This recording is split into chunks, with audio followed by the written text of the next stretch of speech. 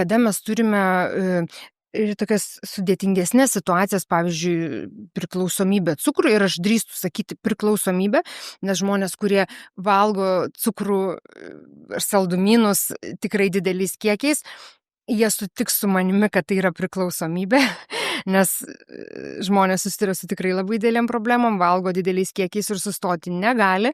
Tada galime taikyti kodavimą. Tai yra kodavimo metodikos, jos paremtos yra hipnoterapija, modernios, šiuolaikinės metodikos ir labai labai sėkmingai 1 ar 2 seansų metu mes galime pakeisti tą idėją žmogaus pasąmonėj, kad saldumynai yra malonu. Tai mes pereinam iš tos idėjos, kai dabar žmogus turi labai labai stiprų potraukį saldumynams, mes pereinam į visišką abejingumą kodavimo metu. Žodžiu, esmė yra kokia?